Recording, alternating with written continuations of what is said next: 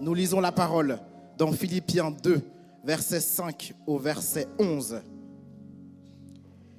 Ayez en vous les sentiments qui étaient en Jésus-Christ, lequel, existant en forme de Dieu, n'a point regardé comme une proie à arracher d'être égal à Dieu, mais s'est dépouillé lui-même en prenant une forme de serviteur, en devenant semblable aux hommes et ayant paru comme un simple homme.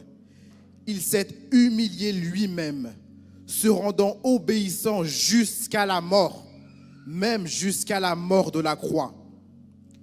C'est pourquoi aussi Dieu l'a souverainement élevé et lui a donné le nom qui est au-dessus de tout nom, afin qu'au nom de Jésus, tout genou fléchisse dans les cieux, sur la terre et sous la terre, et que toute langue confesse que Jésus-Christ est Seigneur, à la gloire de Dieu le Père. Ainsi parle l'Éternel. Amen. On va voir ce matin que nous devons servir à l'exemple de Jésus-Christ. Servir à l'exemple de Jésus-Christ. Et on va commencer par voir quel est l'exemple que Jésus-Christ a donné lorsqu'il est venu sur la terre. Il faut comprendre que la venue de Jésus sur la terre, c'est un événement que nous connaissons, mais il faut comprendre que c'est un événement qui est extraordinaire. C'est extraordinaire que Jésus soit venu sur la terre. Pourquoi est-ce que je dis que c'est extraordinaire? Pour deux raisons. La première raison, c'est que Jésus-Christ est Dieu. Si jamais il y avait encore des personnes qui avaient des doutes, que tous les doutes soient levés ce matin. Jésus-Christ est Dieu. La parole nous dit dans Colossiens 2 au verset 9, car en lui habite corporellement toute la plénitude de la divinité. C'est une phrase qui est un petit peu longue, qui est un petit peu compliquée, mais qui veut dire tout simplement que Jésus-Christ est Dieu. Ça, c'est la première chose. La deuxième chose qu'il faut voir, c'est qu'il faut faire la comparaison entre ce que Jésus est dans le ciel et ce que Jésus a été sur la terre. Et surtout la manière dont Jésus est venu sur la terre. Et on va lire Apocalypse. Apocalypse 1er, versets 12 à 16. Donc Apocalypse, vous le savez, ça veut dire révélation. Et c'est le livre qui est issu de la révélation que Christ a donné à Jean sur l'île de Patmos. Un petit rappel, bien sûr, mais je sais que vous connaissez déjà parce que vous êtes des champions dans la Bible. Alors, je lis Apocalypse 1er, versets 12 à 16. Jean écrit: « Je me retournai pour connaître quelle était la voix qui me parlait. Et après m'être retourné, je vis 7 chandeliers d'or. Et au milieu des 7 chandeliers d'or, quelqu'un qui ressemblait à un fils d'homme, vêtu d'une longue robe et ayant une ceinture d'or sur la poitrine. Sa tête et ses cheveux étaient blancs comme de la laine blanche, comme de la neige. Ses yeux étaient comme une flamme de feu. Ses pieds étaient semblables à de l'airain ardent, comme s'il eût été embrasé dans une fournaise. Sa voix était comme le bruit des grandes eaux. Il avait dans sa main droite 7 étoiles. De sa bouche sortait une épée aiguë à 2 tranchants, et son visage était comme le soleil lorsqu'il brille dans sa force. » Alors, la description que nous venons de lire, c'est la description de Jésus-Christ dans la plénitude de sa divinité. Est-ce que l'Église est là? D'accord. Maintenant, quand on compare la description de ce qu'on vient de lire avec la manière dont Jésus est né, on vient de le lire avec Louise dans Luc 2, on voit qu'il y a une différence. Et on voit que quelqu'un qui est Dieu, qui a la plénitude de la divinité, qui a reçu le nom au-dessus de tous les noms, qui est souverain, qui a tout pouvoir dans le ciel et sur la terre, on voit que cette personne a accepté de descendre, non seulement de descendre, mais en plus de naître vraiment dans des conditions particulières. Si je peux me permettre de parler comme ça, Jésus sur terre est né dans la galère. Pourquoi je dis ça? Il a été conçu par Marie, qui était fiancée avec Joseph, qui n'étaient pas des personnes qui avaient un rang social très élevé. Première chose. Deuxième chose, juste avant la naissance, il y a un recensement. Il faut faire le voyage de Nazareth à Bethléem. Et Nazareth-Bethléem, c'est pas à côté. C'est à peu près 150 km. Alors, c'est ce que Chiden faisait pour partir à Orléans. Elle peut témoigner que c'est pas à côté. N'est-ce pas, Chiden? Elle est d'accord. OK.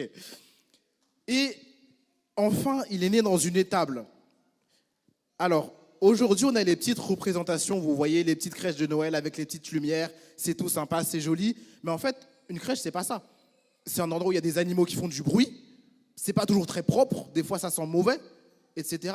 Et c'est dans ces conditions que Jésus est né. C'est pour ça que j'ai dit que c'est quelque chose d'extraordinaire, que quelqu'un qui a autant de pouvoir, qui a autant de puissance, qui a autant d'autorité, accepte de venir sur terre dans ces conditions. Et c'est pour ça que Jésus mérite la gloire éternelle. C'est pour ça que Jésus mérite la reconnaissance au siècle des siècles. C'est parce que même nous, il y a des choses qu'on n'accepte pas de faire alors qu'on n'est rien du tout. Mais quelqu'un qui est tout a accepté de devenir rien du tout pour l'humanité.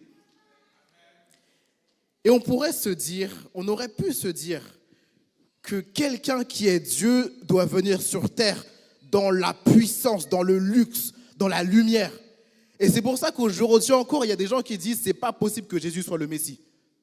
Ils pensent que c'est pas possible. Et même ils vont dire, mais si vous pensez que Jésus, ce Jésus qui est venu au monde dans une étable, est le Messie, c'est que vous êtes fous. Mais gloire à Dieu, nous savons que ce qui est une folie pour le monde, c'est une réalité pour nous. C'est pour ça que la parole va dire dans 1 Corinthiens 1 au verset 18, car la prédication de la croix est une folie pour ceux qui périssent, mais pour nous qui sommes sauvés, elle est une puissance de Dieu. Est-ce que l'Église est là? On va revenir sur le passage que nous avons lu, que je vous demande vraiment d'avoir sous les yeux.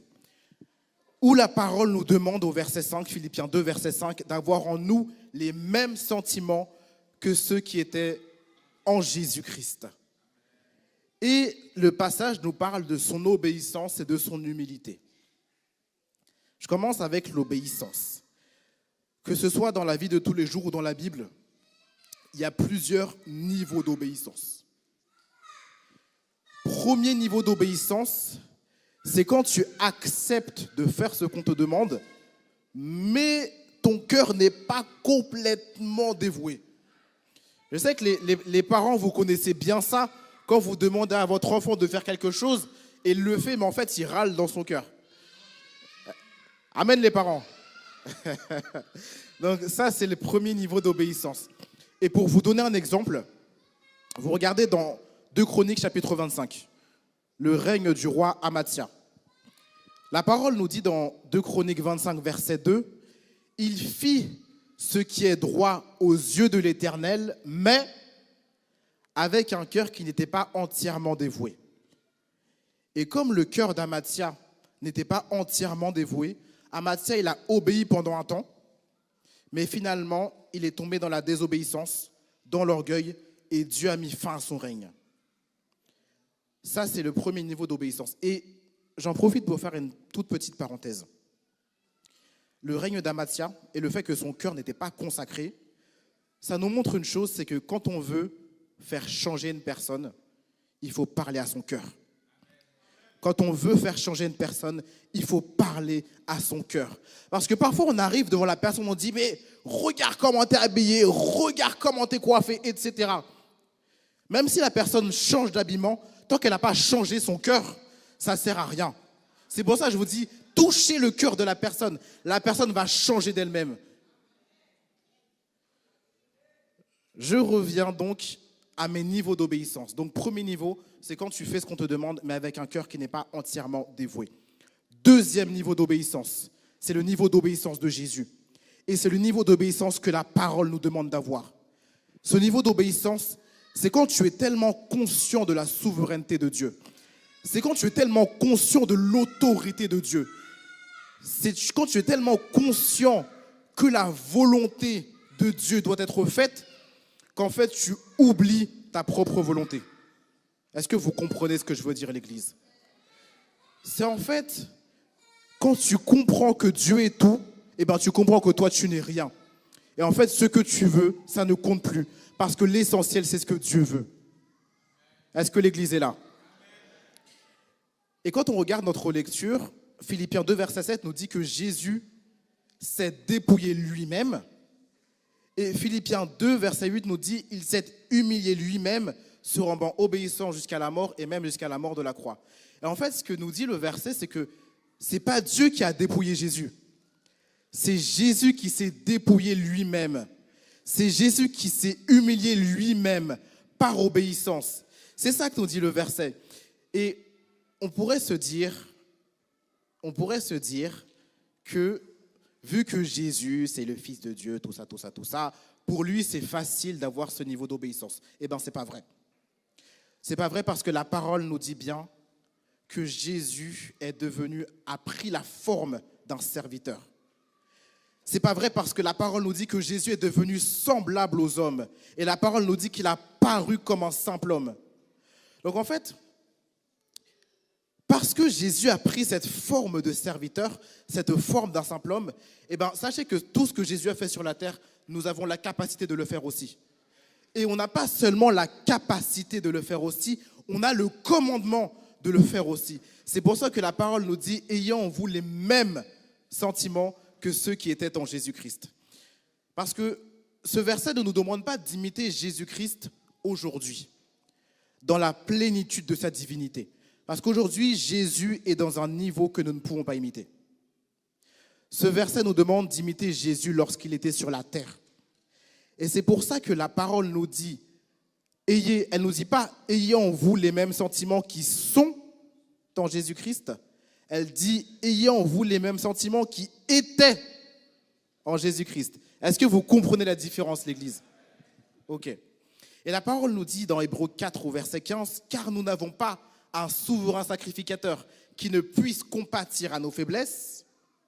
Au contraire, il a été tenté comme nous en toutes choses, sans jamais commettre de péché.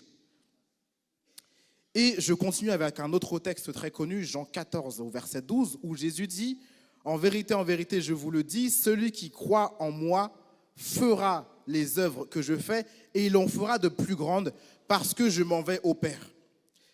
Et souvent quand on commande ce passage, on se dit que faire les œuvres de Jésus, c'est changer l'eau en vin comme Jésus, c'est guérir des malades comme Jésus, c'est rendre la vue aux aveugles comme Jésus, etc. Il faut comprendre que faire les œuvres de Jésus, l'Église, c'est très important ce que je veux dire. Faire les œuvres de Jésus, c'est pas seulement faire des miracles, c'est pas seulement faire des choses spectaculaires. Faire les œuvres de Jésus, c'est aimer comme Jésus aimait. Faire les œuvres de Jésus, c'est avoir de l'obéissance comme Jésus avait de l'obéissance. Faire les œuvres de Jésus, c'est avoir du respect pour son prochain comme Jésus avait du respect pour son prochain. Faire les œuvres de Jésus, c'est avoir de l'humilité comme Jésus avait de l'humilité. En fait, faire les œuvres de Jésus, c'est avoir le cœur qu'avait Jésus. C'est ça, faire les œuvres de Jésus. Et c'est ce que nous devons viser. Et moi, j'ai envie de dire, sans vouloir être méchant, souvent, quand on commande ce passage, on se dit, mais comment est-ce qu'on peut faire pour faire des œuvres plus grandes que Jésus? Mais moi, je crois que d'abord, avant de commencer par faire les œuvres plus grandes, essayons de faire les mêmes déjà. Essayons de faire les mêmes œuvres que Jésus. Est-ce que l'Église est d'accord? Alors, on va y arriver au nom de Jésus. Je continue sur ma lecture. On va se concentrer sur le verset 9 au verset 11, Philippiens 2 toujours, où il est écrit, je relis rapidement, « C'est pourquoi aussi Dieu l'a souverainement élevé et il lui a donné le nom qui est au-dessus de tout nom, afin qu'au nom de Jésus, tout genou fléchisse dans les cieux, sur la terre et sous la terre, et que toute langue confesse que Jésus-Christ est Seigneur à la gloire de Dieu le Père. » En fait, ce que nous dit ce passage, c'est que, étant donné que Jésus a eu ce niveau d'obéissance, qu'il a accepté de se soumettre, qu'il a accepté d'obéir, qu'il a accepté de se dépouiller, qu'il a accepté de s'humilier, eh bien, en retour, Dieu l'a souverainement élevé. Est-ce que vous comprenez l'Église? Dieu l'a souverainement élevé au-dessus de tout. Et il lui a donné, on l'a chanté tout à l'heure, lui a donné le nom qui est au-dessus de tout nom. Et j'ai envie de mettre ce passage en relation avec ce que Paul dit aux Éphésiens, dans Éphésiens 1er, versets 20 à 22. Ça, les gens savent qu'à chaque fois que je prêche, c'est un verset que je cite. Je suis désolé, mais j'aime trop ce verset. La parole nous dit que Dieu a déployé sa force en Jésus-Christ, en le ressuscitant des morts et en le faisant asseoir à sa droite dans les lieux célestes, au-dessus de toute domination, de toute autorité, de toute puissance, de toute dignité, de tout nom qui se peut nommer, non seulement dans le siècle présent, mais encore dans le siècle à venir. Il a tout mis sous ses pieds et il l'a donné pour chef suprême à l'Église. Ce verset veut dire que même si les siècles passent, il n'y aura jamais un nom plus grand que le nom de Jésus. Et la fin nous dit donc qu'il l'a donné pour chef suprême à l'Église.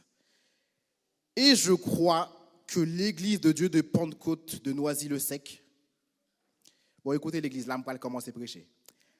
Je crois que l'Église de Dieu de Pentecôte de Noisy-le-Sec a besoin de reconnaître que Jésus-Christ est le chef suprême de l'Église. Jésus-Christ est le chef suprême de l'Église.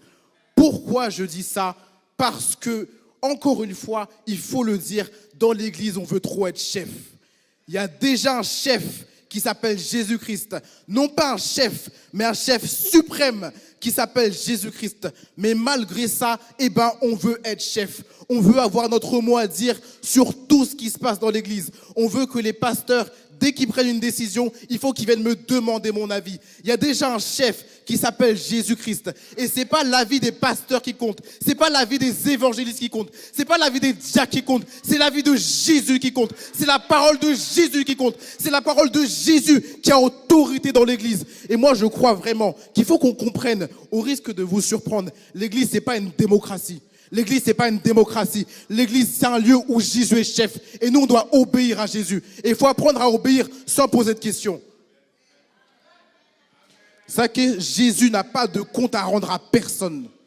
Jésus décide, l'Église obéit. Point.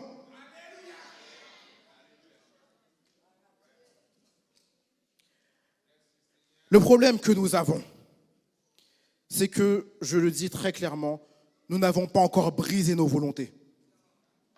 Nous n'avons pas encore brisé nos volontés. Nous n'avons pas encore brisé notre ambition. Parce que quand tu as brisé ta volonté, la seule parole que tu dis, c'est que la volonté de Dieu soit faite. C'est que ça que tu as à la bouche. Mais dans l'église, c'est moi, je pense que, moi, je veux que, moi, je décide que, moi. Il faut arrêter ça. Il ne faut pas que ce soit moi. Ça doit être Jésus, Jésus, Jésus. C'est ça la dimension de l'église. Et on a encore trop de personnes à chercher notre propre intérêt. Mais la parole nous dit dans Philippiens 2, verset 4, que chacun de vous, au lieu de considérer ses propres intérêts, considère aussi ceux des autres. Il faut qu'on arrête d'être une église. Il faut qu'on arrête d'être une église où les gens veulent commander alors qu'on leur a rien demandé. Il faut qu'on arrête d'être une église où les gens sont sacrés alors qu'ils ne sont même pas appelés. Il faut qu'on soit une église qui marche dans l'obéissance. C'est ça l'église qu'on doit être. Et étant donné que Dieu a souverainement élevé Jésus-Christ au-dessus de tout et qu'il l'a donné comme chef suprême à l'église, en fait, la priorité de l'Église, la seule priorité de l'Église, c'est de suivre la volonté de Jésus-Christ. Est-ce que l'Église est d'accord? Et quand on accepte de suivre la seule volonté de Jésus-Christ, il y a des moments où on va se heurter à la volonté des hommes. Surtout lorsque les hommes n'ont pas brisé leur volonté. Il y a des moments où on va se heurter à la volonté des hommes et il y a un piège dans lequel l'Église ne doit pas tomber. Ce piège, c'est le piège de vouloir faire plaisir aux gens.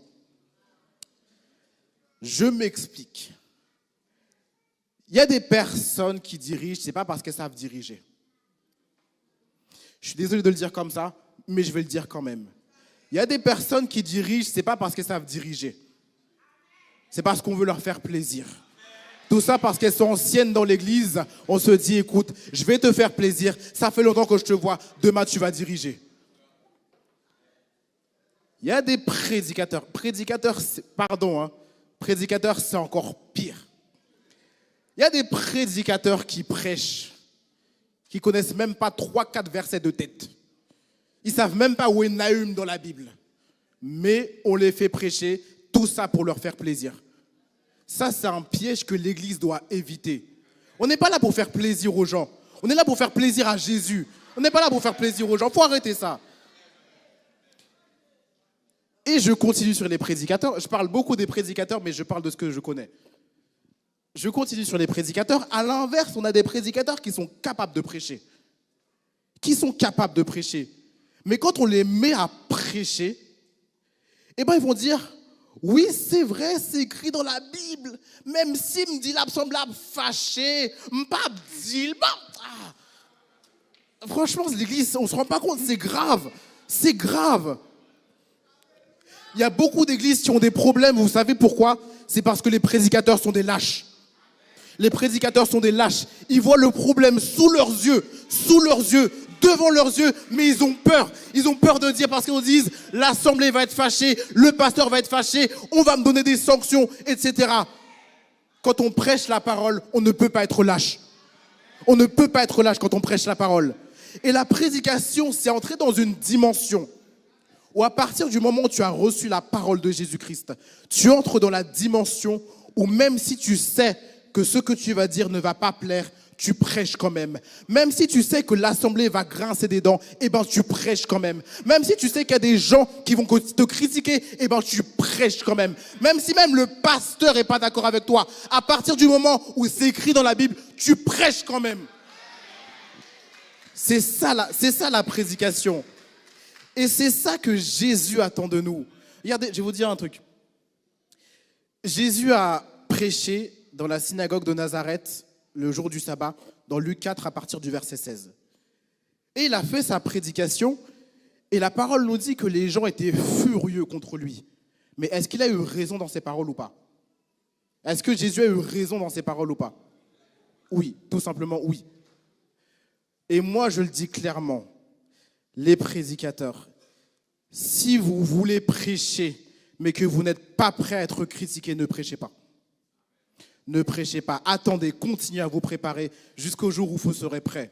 Mais à partir du moment où Jésus l'a dit, nous aussi, on doit le dire. Que ça fasse plaisir, que ça fasse plaisir, que ça fasse pas plaisir. À partir du moment où c'est dans la Bible, il faut prêcher. Est-ce que l'Église est d'accord? Ok. On l'a vu, on l'a revu la semaine dernière et nous rendrons gloire à Dieu pour la prédication de dimanche dernier qui a été très solide de la part de Pasteur Richard. On n'est pas là pour se faire des amis. On n'est pas là pour se faire des amis. On est là pour être amis avec Jésus. On est là pour être amis avec Jésus. L'objectif, c'est pas qu'on se dispute entre nous. On ne doit pas chercher la dispute non plus. Parce que beaucoup de prédicateurs prennent du plaisir à critiquer l'assemblée. C'est pas ça que je dis. C'est pas ça que je dis. Ce que je dis, c'est qu'il vaut mieux être bien avec Jésus, même si tu es en froid avec les hommes, plutôt qu'être bien avec les hommes, mais en froid avec Jésus. C'est ça que je dis. Recherchons avant tout, en priorité, l'approbation de Jésus-Christ. Et Jésus-Christ fera le reste. Je viens maintenant à la deuxième partie de la prédication. Je vais essayer de la faire en 10 minutes. Top chrono. 15 minutes.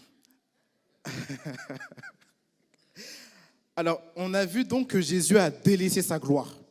Jésus a laissé sa place de Dieu, d'égal à Dieu, pour s'abaisser, pour s'humilier, pour naître dans une étable et pour connaître des tribulations jusqu'à la mort et même la mort de la croix. Et si nous voulons suivre l'exemple de Jésus-Christ, eh ben, de la même manière que Jésus-Christ s'est abaissé, nous aussi, il faut que nous sachions nous abaisser. Il faut que nous sachions nous abaisser. Sachez l'Église que nous ne sommes rien. On n'est rien, Jésus-Christ est tout. Mais quand je dis on n'est rien, ce n'est pas une critique. Ça veut dire que Jésus est tellement grand, tellement extraordinaire. En fait, à côté de Jésus-Christ, qui peut se tenir à côté de Jésus-Christ? C'est pour ça que je dis qu'on n'est rien. Ce n'est pas contre vous, mais nous ne sommes rien. Il faut l'accepter, parce que Jésus est tout. C'est pour ça qu'il y a une chose qu'il faut apprendre. Je dis apprendre parce que ça s'apprend. Il faut apprendre à rester à notre place. Il faut apprendre à rester à notre place. Même si tu as des titres, apprends à rester à ta place. Même si tu montes sur la chair, apprends à rester à ta place. Même si tu fais ceci ou cela dans l'église, apprends à rester à ta place. Parce que si Jésus, dans sa divinité, a accepté le plan du Père et a accepté tout ce qu'il a enduré, nous aussi, nous devons apprendre à rester à notre place. Et moi, je dis que c'est parce que nous avons du mal à rester à notre place qu'il y a des querelles parmi nous. C'est parce que nous avons du mal à rester à notre place qu'il y a des divisions parmi nous. C'est parce que nous avons du mal à rester à notre place dans les réunions où l'on parle au pasteur n'importe comment. C'est parce que nous avons du mal à rester à notre place. Des fois, on se croise, on ne se dit même pas bonjour. Il faut que nous changions l'Église. Nous devons changer. Nous devons changer l'Église. Nous devons chasser l'esprit d'orgueil qui est en nous. L'esprit d'orgueil qui est en nous, où tu dis, c'est moi en premier, c'est mon ministère en premier, c'est mon groupe en premier, c'est ma chorale en premier, c'est ma ligne téléphonique en premier. Non, c'est Jésus en premier. C'est ça l'Église, c'est Jésus en premier. Et en fait, quand on est orgueilleux, on veut se mettre en premier, mais quand on a l'humilité, quand on est humble, eh ben on se rabaisse. Et en fait, l'humilité, c'est le contraire de l'orgueil. Quand tu es orgueilleux, tu te vois au-dessus. Mais en fait, quand tu es humble, tu te vois en dessous. Est-ce que vous comprenez l'Église? Je vais donner un exemple à partir de Jésus-Christ, parce que Jésus-Christ est notre exemple suprême. Dans Jean 13, au verset 1er 17, il va avoir cet acte d'humilité où il va laver les pieds de ses disciples. Et il va dire dans Jean 13, au verset 16, en vérité, je vous le dis, le serviteur n'est pas plus grand que son Seigneur, ni l'apôtre plus grand que celui qui l'a envoyé. Moi, j'aime beaucoup dire que dans l'Évangile, nous sommes tous au même niveau. On est tous au même niveau. Qu'on ait des titres, qu'on n'ait pas de titres, on est tous au même niveau. Qu'on ait des diplômes, qu'on n'ait pas de diplôme, on est tous au même niveau. Qu'on parle bien français, qu'on ne parle pas bien français, on est tous au même niveau. On est tous au même niveau. Et c'est pour ça que la Bible va nous dire dans 1 Pierre 5 au verset 5, « Et vous, dans vos rapports mutuels, ça veut dire dans vos relations les uns avec les autres, revêtez-vous d'humilité, car Dieu résiste aux orgueilleux, mais il fait grâce aux humbles. » Jésus, je reviens sur mon passage, Jésus a quitté sa gloire pour devenir un simple serviteur. Et Philippiens 2 au verset 6 nous dit que Jésus, existant en forme de Dieu, n'a point regardé comme une proie à arracher d'être égal avec Dieu.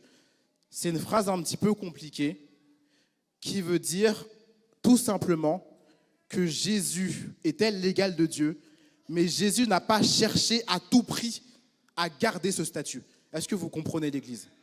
C'est ça. C'est-à-dire que dès le moment où Jésus a reçu sa mission, il l'a acceptée. Et ça veut nous dire une chose. C'est que servir Dieu, c'est pas seulement servir Dieu en pleine lumière.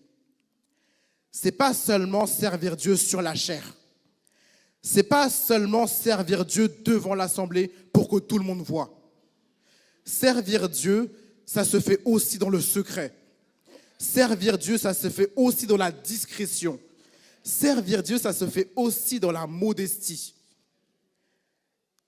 Et servir Dieu, c'est pas seulement diriger ou prêcher. C'est pas seulement ça. Parce qu'on a des serviteurs, des servantes parfois qui disent « Ah ben, pas faire l'église, il n'y a pas me diriger, il n'y a pas me prêcher. » Servir Dieu, c'est pas seulement ça. Je vais y revenir dans une seconde. Mais sachez que ceux qui montent sur la chair ne sont pas plus grands que ceux qui ne montent pas. Il n'y en a qu'un seul qui est grand, qui s'appelle Jésus. C'est tout. Dans Marc 9, versets 33 à 35, les disciples discutent entre eux pour savoir qui est le plus grand. Et Jésus va dire, si quelqu'un veut être le premier, il sera le dernier de tous et le serviteur de tous. Ça veut dire qu'il faut avant tout être au service. Je vais vous faire une petite démonstration. Alors, aujourd'hui, je rends gloire à Dieu. C'est la première fois que je prêche avec des objets. J'ai amené un petit sac, vous allez voir. Je sors du champ une seconde. Et je vais prendre un exemple. J'espère qu'il va parler à tout le monde. Mais je pense qu'il va parler à tout le monde. Bon.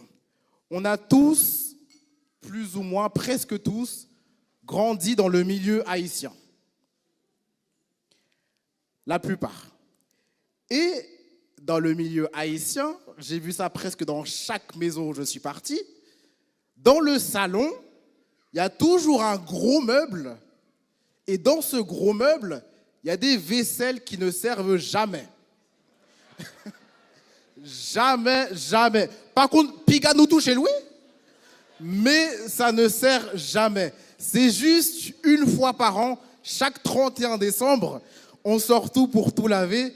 Et après, on remet à sa place jusqu'à l'année prochaine. Amen. Voilà. Alors, pour vous donner l'exemple, voilà, par exemple, il y a des verres un petit peu comme ça. Voilà. Est-ce que tout le monde voit? Ça, c'est le genre de verre qu'on achète, ça ne sert jamais. Je l'ai pris discrètement dans le salon hier soir, même ma mère n'est pas au courant.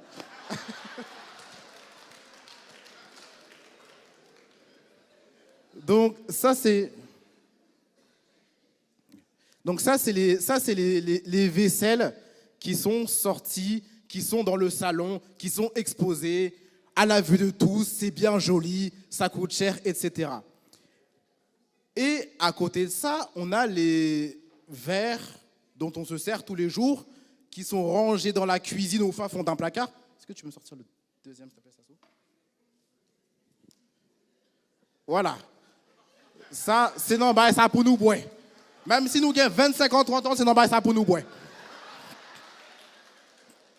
Voilà. Et ça, c'est celui dont on se sert tous les jours. Regarde, une seconde. Eh bien, sachez une chose, l'Église. C'est que sur les deux verres, celui qui a plus d'importance, ce n'est pas celui-ci, c'est celui-ci. Vous savez pourquoi? Parce que lui, il est utile. Lui, on en a besoin tous les jours. Lui, s'il se casse, je suis obligé d'en acheter un autre parce que j'en ai besoin. Lui, même s'il est plus beau que les autres, même s'il est plus cher que les autres, eh ben en fait, il ne sert à rien. Il sert à rien. Et nous devons, l'Église, cesser d'être des chrétiens qui ne servent à rien. On doit cesser ça.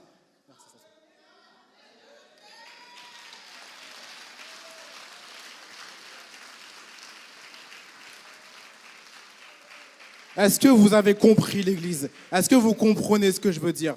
C'est que le plus important,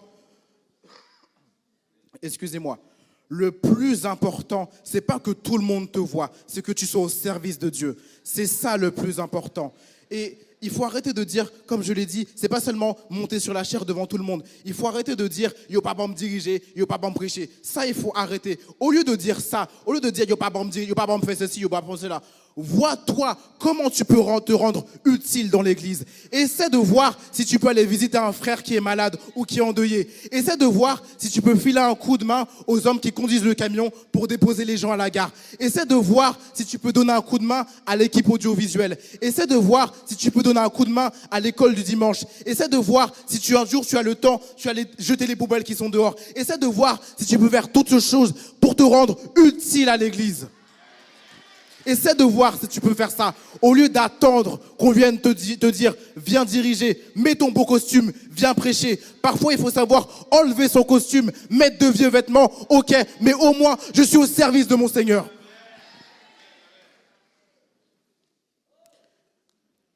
En France, il y a 7% de chômeurs. Dans l'église, il faut que ce soit 0% de chômeurs. Même Satan est au travail. Même Satan est au travail. Parce que la Bible nous dit qu'il rôde comme un lion rugissant, cherchant qui il va dévorer. Eh bien, l'Église doit dire, moi aussi, je suis au travail. Moi aussi, je suis au travail. Et si je peux me permettre, arrêtez d'aller voir les pasteurs pour demander des choses. Arrêtez d'aller voir les pasteurs pour dire, oui, pasteur, est-ce que je peux diriger? Pasteur, est-ce que je peux prêcher? Pasteur, est-ce que je peux être sacré? Arrêtez de faire ça. Arrêtez de faire ça. Et pasteur Richard nous a donné son témoignage dimanche dernier. Est-ce que vous vous rappelez? Il nous a donné son témoignage où il a expliqué comment c'est l'évêque qui l'a appelé alors qu'il ne s'y attendait pas. Comment il a travaillé dans l'ombre et un jour l'évêque l'a appelé pour lui dire, tu vas prêcher. Et quand il a dit ça, moi j'ai vraiment repensé à un passage dans Luc 14, versets 7 à 11, où Jésus va donner une parabole. Et il va dire, si on t'invite à un mariage, ne te mets pas directement au premier rang. Parce que si on vient te voir pour dire, cette place n'est pas pour toi, tu vas avoir honte. Il va dire, mets-toi au dernier rang et attends qu'on te dise d'avancer. Car quiconque s'élève sera abaissé et quiconque s'abaisse sera élevé. Donc arrêtez de demander. Et même si un jour, vous avez fait une révélation pour être sacré, sachez que si cette révélation vient de Dieu, elle va s'accomplir. Que tu demandes pas, à partir du moment où Dieu le veut, ça va se réaliser. Donc sois en paix. Quand tu as reçu ta révélation, sois en paix, elle va s'accomplir au temps convenable. Est-ce que vous êtes d'accord, l'Église? Je vais essayer de terminer en 5 minutes. 5 minutes. Je vais y arriver, au nom de Jésus. Pour revenir sur l'obéissance. Servir dans l'obéissance. La parole nous dit que Jésus s'est rendu obéissant jusqu'à la mort et même la mort de la croix. Pourquoi même la mort de la croix? Parce que la mort de la croix, la crucifixion, c'était réservé aux brigands, aux criminels. D'ailleurs, la parole nous dit dans Matthieu 27 au verset 38 que Jésus a été crucifié avec 2 brigands. Et en fait, le ministère de Jésus-Christ, c'était un ministère d'obéissance. Et Jésus a dit lui-même dans Jean 6 au verset 38, « Car je suis descendu du ciel pour faire non ma volonté, mais la volonté de celui qui nous a envoyés. » Et l'obéissance, ce qui est fort dans l'obéissance, c'est que l'obéissance, ce n'est pas seulement quand ça nous arrange. Parce que si tu obéis quand ça t'arrange, tu n'as aucun mérite. Tu n'as aucun mérite. L'obéissance, le vrai niveau d'obéissance, c'est quand tu obéis même quand ça ne t'arrange pas. Le vrai niveau d'obéissance, c'est quand depuis tout petit, tu pensais que tu allais être musicien, tu avais suivi tous les cours de solfège, mais un jour, le Seigneur t'a appelé pour être prédicateur.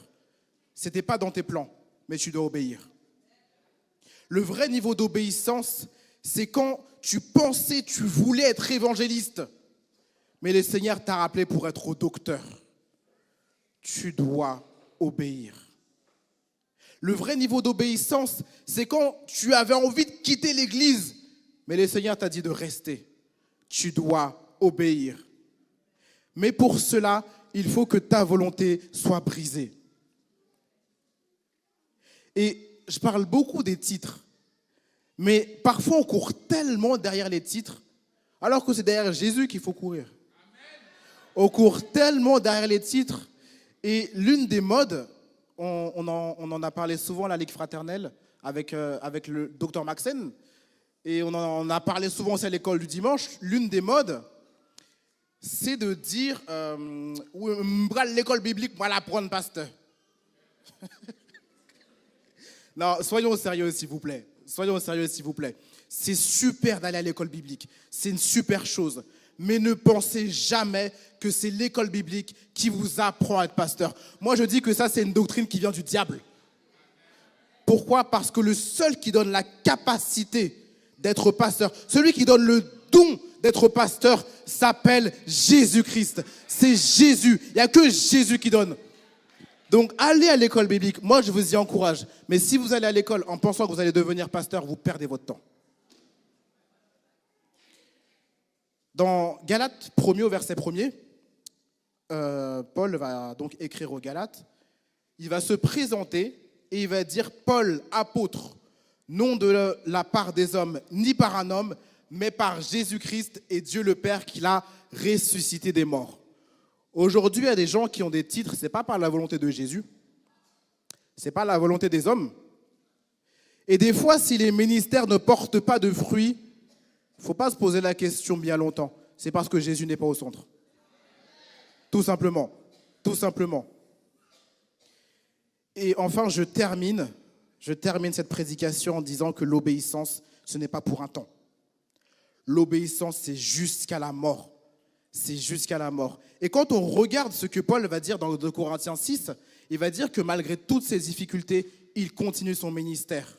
Par beaucoup de patience dans les tribulations, dans les calamités, dans les détresses, sous les coups, dans les prisons, dans les troubles, dans les travaux, dans les veilles, dans les jeûnes, etc., etc.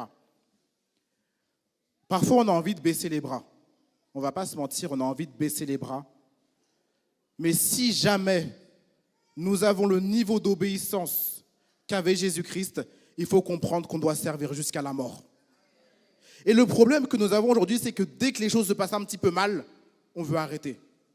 Et il y a une autre mode,